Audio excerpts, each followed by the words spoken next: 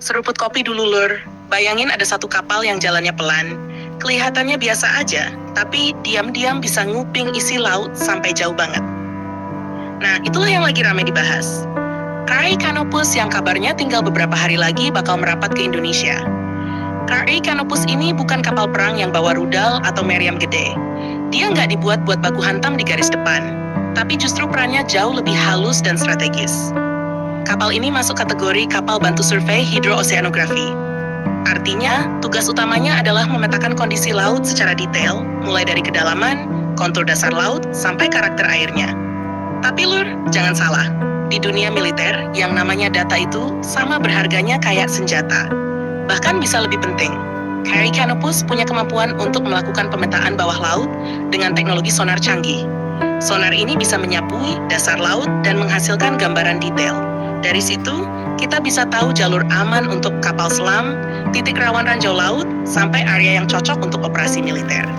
Nah, disinilah mulai menarik. Kalau sebuah negara punya data laut yang lengkap, dia bisa bergerak lebih percaya diri. Kapal selam bisa beroperasi lebih senyap, kapal perang bisa bermanuver tanpa takut kandas, dan strategi pertahanan jadi jauh lebih matang. Makanya, kapal seperti KRI Canopus sering disebut sebagai mata dan telinga di bawah laut. Secara fungsi, kapal ini bisa melakukan survei batimetri, yaitu pengukuran kedalaman laut secara presisi. Lalu ada juga kemampuan oceanografi, seperti mengukur suhu, salinitas, dan arus laut.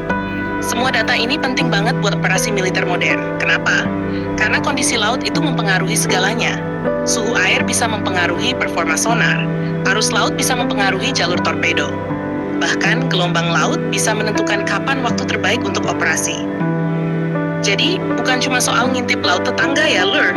Walaupun kita bercandain dikit bolehlah. Tapi sebenarnya ini soal kesiapan strategis jangka panjang. KRI Canopus juga punya peran penting dalam mendukung peta laut nasional. Indonesia sebagai negara kepulauan memang butuh banget data laut yang akurat.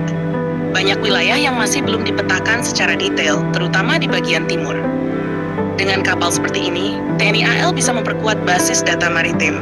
Dan ini bukan cuma buat militer, tapi juga bisa dipakai untuk navigasi sipil, eksplorasi sumber daya, sampai mitigasi bencana. Sekarang coba kita lihat dari sudut pandang pertahanan. Di kawasan Asia Tenggara, aktivitas militer laut makin meningkat. Banyak negara mulai memperkuat armada kapal selam dan sistem bawah laut.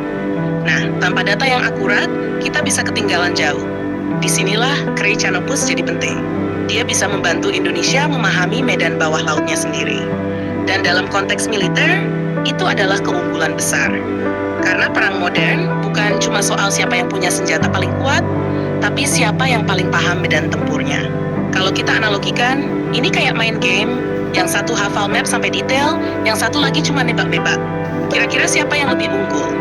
Selain itu, kapal seperti ini juga bisa digunakan untuk mendeteksi objek bawah laut. Misalnya kapal selam asing yang masuk wilayah tanpa izin. Dengan sensor yang tepat, pergerakan di bawah laut bisa dipantau lebih baik.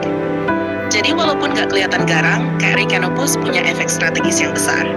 Menariknya lagi, kapal ini juga bisa mendukung operasi gabungan. Data yang dikumpulkan bisa dipakai oleh kapal perang lain, pesawat patroli maritim, bahkan unit khusus. Artinya, satu kapal ini bisa jadi fondasi buat banyak operasi sekaligus. Sekarang kita balik ke kabar awal, katanya tinggal beberapa hari lagi bakal sampai di Indonesia.